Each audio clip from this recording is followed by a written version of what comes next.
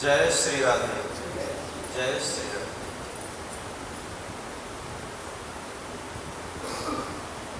चित्तसार सर्वेश्वर भगवान श्री राधा गोविंद के चरणारविंदों का स्मरण करते हुए श्रीमद् भागवत कथा के द्वितीय दिवस में हम सब प्रवेश करें। श्रीमद् भागवत कथा का आज दूसरा दिन। कतः कल भागवत क्या है और उसका सुनने का फल क्या है, यानी महात्मा की चर्चा कल हमने सुनी। श्रीमद् भागवत एक कल्प वृक्ष के समान है। इसके नीचे बैठ करके जो भी कल्पना की जाएगी या मन में जो भी आपके चलेगा वो शुभ संकल्प अवश्य पूरा होगा। निगम कल्प तरोरिगलितं फलम सुख मुखाद अमृत द्रव संयुतम पिबत भागवत रसमालयम् मुहुरहो रसिका भुवि भाविका।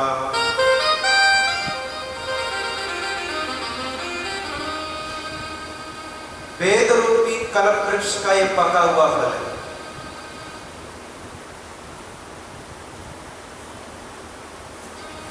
अब एक बात मान लीजिए, जैसे कोई बहुत ऊंचा फल पेड़ हो, जैसे कि खजूर का पेड़ ऊंचा होता है, उस पर चढ़ करके कोई खजूर तोड़ लेगा? नहीं। और हमारी उस फल को, पके हुए फल को खाने की बड़ी तीव्र इच्छा है, लेकिन पेड़ बहुत ऊंचा है, चढ़ सही सकते नहीं है, चढ़ने की सामर्थ्य नहीं है। और कोई ऐसा अस्त्र भी नहीं है जिसके द्वारा उसको तोड़ लिया जाए। हम अकेले हैं जंगल में, तो क्या करें? कैसे वो फल हमें मिलेगा?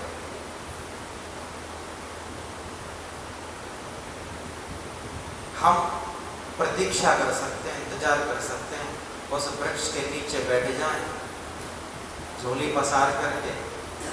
कोई तोता, कोई पक्षी ऊपर आएगा, उस फल में, पके हुए फल में जैसे चोंच मारेगा, वो फल तुरंत नीचे गिर जाएगा। ये हो सकता है। पके हुए फल में अगर तोता कोई चोंच जैसे ही लगाता है तो तुरंत टूट करके नीचे गिर जाएगा। ऐसे ही निगम कल्प तरोर यानी वेद रूपी वृक्ष का गलितम फलम, पका हुआ फल है ये बात। अब ये प्राप्त कैसे होगी? जब कोई सुख पक्षी इसको चोंच के प्रहार से हम तक पहुंचाए, यानी कोई सुखदेव आए और अपनी वाणी से हमें इसको सुनाए। कल्प वृक्ष के समान है। हम इसके सामने बैठ करके मन में अगर शुभ संकल्प है, संकल्प शुभ होना चाहिए, तो अवश्य उसकी पूर्ति हो। ये भागवत एक बहुत बड़ा सिद्धांत है। भागवत कोई किताब नहीं है कहानियों की। आप कहें कि कहानियों की किताब है, इसमें कोई कहानियां हैं, या कोई मन को लगाने वाली कोई ऐसी व्यवस्था है, ऐसा नहीं है। श्रीमद् भागवत इसके अंदर पूरा सिद्धांत भरा हुआ है। ये ब्रह्म सूत्र का भाष्य है, वेदांत है। इसमें सारा वेदांत भरा हुआ है। एक एक भागवत के श्लोक को अगर हम पढ़ना प्रारंभ करें तो एक एक श्लोक की व्याख्या ही 7 दिन में पूरी हो गई। 18,000 है ऐसे। कितना समय लगेगा?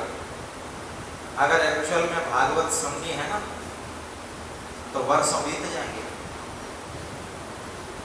हमारे पूज्य बाबा महाराज, मुझे याद है जब उस समय में वहां रहता था, एक ही श्लोक पर 6 महीने कथा करी थी। एक ही श्लोक 6 महीने में पूरा हुआ, रोजाना 2-3 घंटे चलता। हम सोचते हैं 7 दिन में सारी हो जाए और बहुत जल्दी भी खत्म हो जाए, क्योंकि हमें ज्यादा देर बैठना ना पड़े। अच्छा एक बात बताओ, कल ज्यादा देर हुई थी क्या? नहीं। पर बीच में से आरती से पहले कुछ लोग उठ रहे थे, हमने समझा कि भाई, हमने सोचा शायद कथा में बोर हो गए लोग, कल से हम थोड़ा कंट्रोल कर लें।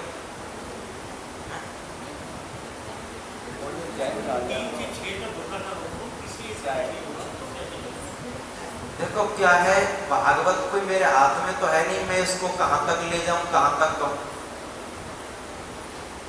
मैंने आपको कल ही बता दिया था, ना तो इसको सुनने की क्षमता किसी के अंदर है, ना कहने की है। कि सूर्य जी की कृपा होगी तो सुन सकते और कह सकते। अगर आप कहें कि इतने बजे से इतने बजे तो हो, कथा भी पूरी हो जाए 7 दिन में, तो भैया शायद मैं इसके लिए माफी पहले से मांग लेता हूं।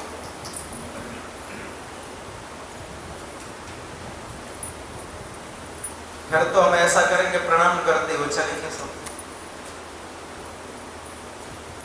ये चाशनी का तार है, चाशनी को जैसे देखते हैं ना तार, ऐसे अगर वो ज्यादा खींचा तो टूट जाएगा।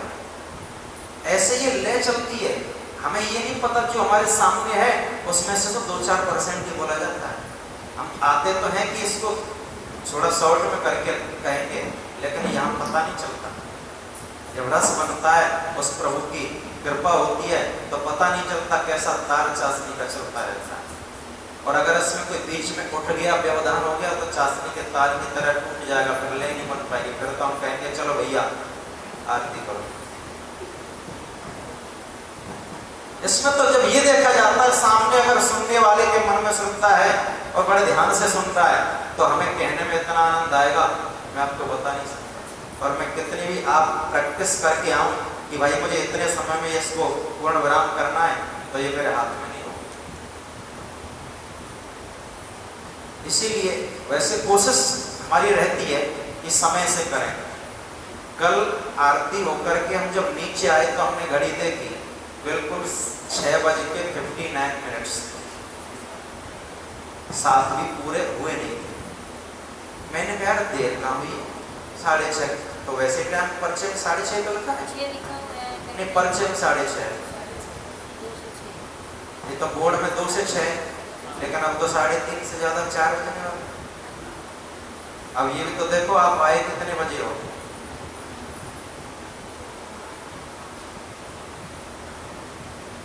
अगर हम 2 बजे स्टार्ट कर देते तो 6 बजे इसको हम कोशिश करके पूरा कर सकते हैं। कम से कम 4 घंटे तो चाहिए ही चाहिए। पहले याद करो 2 घंटे कथा, 2 सत्र में कथा होती थी, 3 घंटे सुबह 3 घंटे शाम, तब जाकर के प्रणाम करते हुए चलते थे भागवत को। और हमने तो पहले जब ब्रज में हम रहते थे वहां स्टार्ट करी थी ना, कोई भी कथा 7 दिन की नहीं करी हमने, 9 दिन 11 दिन की होगी। हम कहते भैया होगी नहीं, हमसे क्या करें। तो इसीलिए मैं सबसे पहले क्षमा मांग लेता हूँ। कोशिश मेरी रहेगी 6:30 तक आरती होगी, लेकिन 2-4-10 मिनट ऊपर नीचे हो जाए तो जो उठे उनको मैनेज कर लेना। ज्यादा नहीं होगी कोशिश, लंबा में भी नहीं करो, क्योंकि सबका घर का भी काम।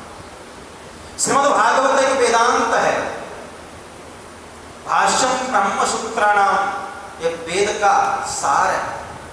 5वां वेद कहा गया है भागवत, और पुराणों का तिलक कहा गया है। व्यास जी ने 17 पुराण लिख दिए, लेकिन मन दुखी था फिर भी, तो 18वां पुराण लिखा। और सारे पुराणों में जब सुखदेव जी सामने आए ना, सुखदेव जी के सामने 18 पुराण व्यास जी ने रख दिए। बोल किसको पढ़ाऊं तुझे? उसने भागवत को चुन लिया, मुझे भागवत पढ़ाओ। तो इसीलिए इसको पुराण तिलक कहा गया है। श्रीमद् भागवत पुराण तिलकम यद वैष्णवानां धनम। ये पुराणों का तिलक है, पुराणों का मुकुट है।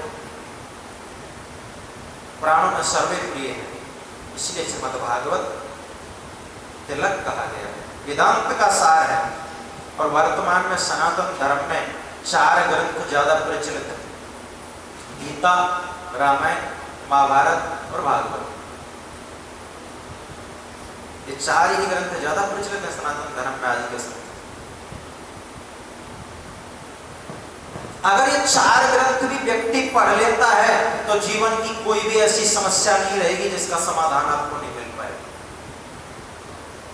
चाहे कितनी भी कठिन जीवन की समस्या हो, चाहे कुछ भी हो, अगर इन 4 ग्रंथों को आपने पढ़ लिया एक बार तो जीवन में कोई भी आपके प्रश्न रहेगा नहीं।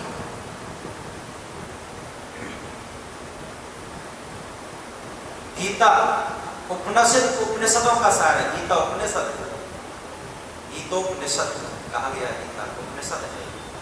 जैसे 4 वेद, 18 पुराण, 6 शास्त्र, 60 नीति, 108 उपनिषद, तो हम उपनिषदों में गीता उपनिषद का नाम। गीता में क्या बताया है?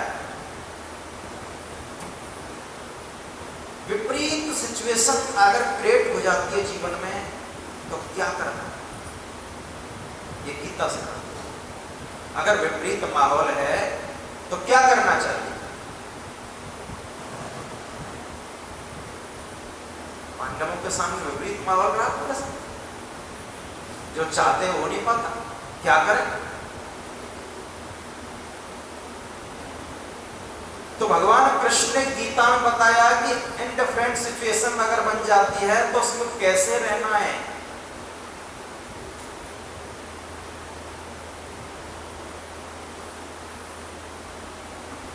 कैसे हम रह सकते हैं, हमारे विपरीत माहौल है, ये गीता सिखाती है। और अगर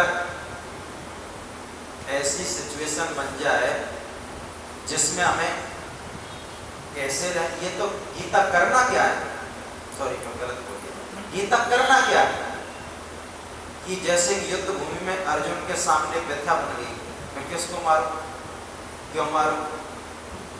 तो भगवान ने बताया भाई तुझे अब ये करना, ये तेरा कर्तव्य है। कर्तव्य का बोध कराती है गीता। और रहना कैसे ये महाभारत सिखाता है। पांडवों के सामने विपरीत माहौल रहा तो उसमें कैसे पांडव रहे, ये रहना सिखाता। और रामायण क्या करती है, अगर सिचुएशन ऐसी हो तो रामायण सिखाती है जीना।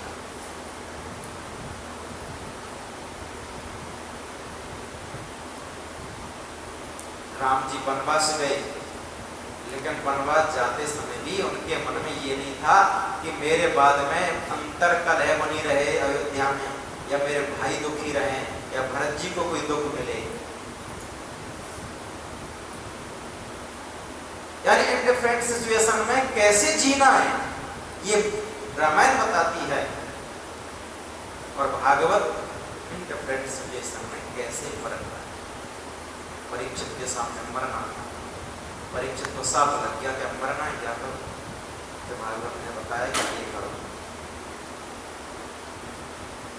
महाभारत में एक भाई दूसरे भाई को मारने के लिए खड़ा है,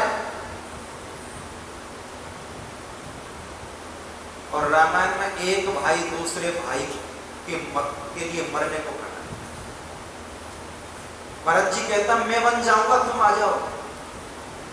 राम कहता नहीं, तुम राज्य करो। तो इस तरह जीवन में कैसे क्या करना है गीता बताएगी, कैसे रहना है महाभारत बताएगा, कैसे जीना है रामायण बताएगी, और मरना कैसे है सबसे बड़ी बात तो ये है। अगर मरना नहीं आया ना तो बार बार जन्म लेना पड़ेगा, बार बार मरना पड़ेगा। और शंकराचार्य जी ने ये कहा है, पुनरपि जननम पुनरपि मरणम पुनरपि जननी जठरे शयनम भज गोविंदम भज गोविंदम भज गोविंदम। अगर मरना नहीं आया सबसे बड़ी बात तो ये मरना सीखो, बाकी तो जीना रहना करना तो दूर की बात है, पहले मरना सीखो। मरना ही नहीं आया और जब तक मरना नहीं आएगा,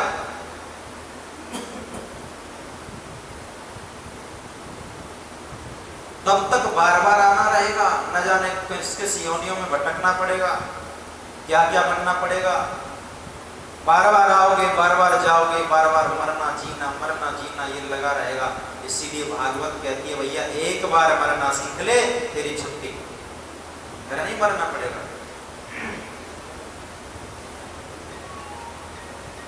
मरना मरना सब कहें, मरण न जाने कोई, और राम द्वारे जो मरे बहुरे मरना। तो भागवत वेदांत है। अब वेदांत क्या होता है? भागवत ये सिखाती है भैया जो तेरे सामने बैठा है वो भगवान है। वेदांत क्या है? वेदांत का सिद्धांत यानी जो मेरे सामने मनुष्य बैठा है ये परमात्मा मनुष्य आकृति का पर्दा डाले मेरे सामने बैठा है, ये वेदांत होता है। और भागवत वेदांत का सार है। ये कोई कहानियों की किताब नहीं है भैया। अगर एक बार आपने सुन ली ना तो जीवन में आपका कल्याण होना निश्चित है, कोई रोक नहीं पाएगा, लेकिन आपको सुननी पड़ेगी।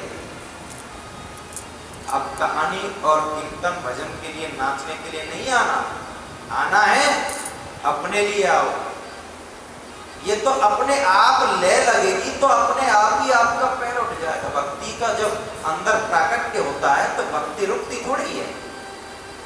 पग घुंघरू बांध मीरा नाच, तो अपने आप नाचना हो यार। ये थोड़ी कहना पड़ेगा हमारे आचार्यों को, संगीत आचार्यों को, अरे भाई तुम कैसे हो। इसका मतलब भक्ति का प्रकट नहीं हुआ। भक्ति प्रकट हो गई, अरे फिर कौन रोक लेगा? कोई रोक सकता है? मीरा को कोई रोक पाया था?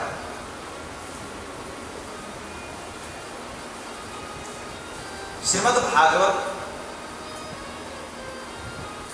का प्रथम श्लोक, प्रथम स्कंद का, कल हमने जो गाया वो महात्म का श्लोक था। और महात्म यानी सुनने से क्या मिलता है उसको महात्म कहते हैं। और वो स्कंद और पद्म पुराण से दो महात्म लिए गए। अब भागवत का प्रथम श्लोक